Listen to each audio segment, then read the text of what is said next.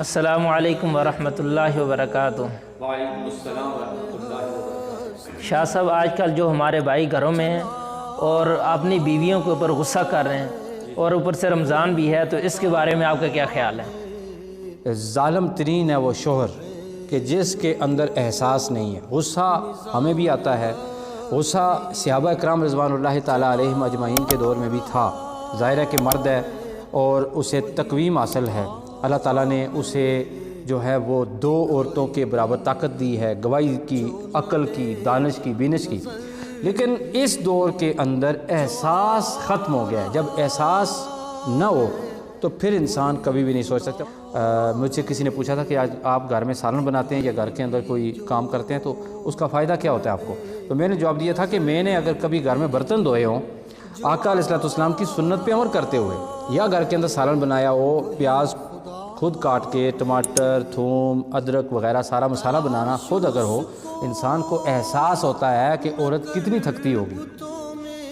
اگر احساس پیدا ہو جائے تو پھر میرا خیال میں یہ معاملات پیدا نہیں ہوتے۔ وہ عورت جو گھر میں رمضان المبارک میں بالخصوص رات کو 2:30 بجے جاگتی ہے، 2 بجے جاگتی ہے، اور بعض اگر فیملی کے ممبر زیادہ ہیں تو عورت 1 بجے جاگ جاتی ہے اور سوتی نہیں ہے، اور وہ جاگ کے سحری کا انتظام کرتی ہے، سالن ہے، روٹیاں ہیں، ٹھیک ہے، وہ پورے خاندان پر اکیلے سرو کرتی ہے۔ اس کے بعد سارے جو ہیں وہ سحری کرتے ہیں، ٹھیک ہے، اور اس کے بعد مرد حضرات سو جاتے ہیں اور وہی ہماری عورتیں گھروں کے سارے جمع کیے ہوئے برتن دھوتی ہیں۔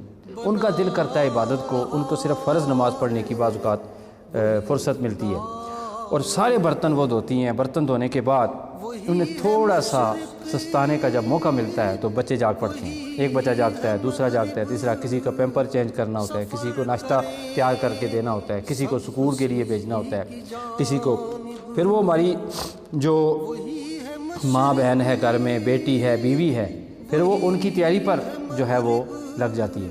پھر اس کے بعد آپ دیکھیں کہ صبح کا آغاز ہوگا تو گھر کے بستر جو ہیں وہ فولڈ کرنے ہیں، گھر میں صفائی کرنی ہے۔ اس بیچاری کو رات جاگنے کے بعد نیند پوری کرنے کا موقع بھی نہیں ملتا، اور پھر وہ مسلسل کام کر رہی ہے، مسلسل کام کر رہی ہے، کپڑے دھو رہی ہے، مشین چل رہی ہے، ٹھیک ہے جی، اچھا جی، پھر وہ سیکنڈ ٹائم آ جاتا ہے جی تاری کی تیاری کا ٹائم آ جاتا ہے۔ وہ پکوڑے بھی بناتی ہے، وہ سموسے بھی بناتی ہے، وہ چاٹ بھی بناتی ہے، وہ سالن بھی بناتی ہے، وہ روٹیاں بھی بناتی ہے، وہ اپنے شوہر کا غصہ بھی سہتی ہے۔ نبی پاک صلی اللہ علیہ وآلہ وسلم نے ارشاد فرمایا کہ تم میں سے بہترین لوگ وہ ہیں جو اپنی عورتوں کے ساتھ سب سے زیادہ اچھا سلوک کرتے ہیں۔ اور پھر آقا علیہ الصلوۃ والسلام نے ارشاد فرمایا کہ میں تم سب میں سے سب سے زیادہ اپنی عورتوں کے ساتھ اچھا سلوک کرتا ہوں۔ اور آقا علیہ الصلوۃ والسلام کا جو گھر تھا، نبی علیہ الصلوۃ والسلام کا جو ماحول تھا، وہ انتہائی شاندار ماحول تھا، بڑا خوبصورت ماحول تھا، مذاق بھی تھا، مسکراہٹیں بھی تھیں، اور جناب سنجیدگی بھی تھی، عبادت بھی تھی۔ آقا علیہ الصلوۃ والسلام بڑے مزے سے گپ شپ بھی لگایا کرتے تھے۔ وہ کہنے لگے، اے عائشہ، مجھے پتہ لگ جاتا ہے جب تم مجھ سے ناراض ہوتی ہو، اور مجھے پتہ لگ جاتا ہے کہ جب تم مجھ سے راضی ہوتی ہو۔ حضرت عائشہ بی بی پاک ہماری اماں سلام اللہ علیہا عرض کرتی ہیں، یا رسول اللہ صلی اللہ علیہ وآلہ وسلم، آپ کو کیسے پتہ لگتا ہے کہ میں آپ سے ناراض ہوں، اور آپ کیسے جان لیتے ہیں کہ میں آپ سے راضی ہوں، خوش ہوں؟ تو نبی پاک علیہ السلام مسکراتے ہیں اور فرماتے ہیں کہ جب تم مجھ سے ناراض ہوتی ہو تو کہتی ہو لا ورب ابراہیم، کہ جب کسی بات پہ قسم اٹھانی ہو تو تم حضرت ابراہیم علیہ السلام کی قسم اٹھاتی ہو، اور جب تم راضی ہوتی ہو تو تم کہتی ہو لا ورب محمد، محمد کے رب کی قسم، محمد کے رب کی قسم صلی اللہ علیہ وآلہ وسلم۔ تو جب آقا علیہ الصلوۃ والسلام نے یہ ارشاد فرمایا نا، تو حضرت عائشہ صدیقہ رضی اللہ تعالی عنہا نے عرض کی، یا رسول اللہ صلی اللہ علیہ وسلم، میں آپ کا نام چھوڑتی ہوں اور تو کچھ بھی نہیں چھوڑتی، یعنی میں آپ کے ساتھ ہوں۔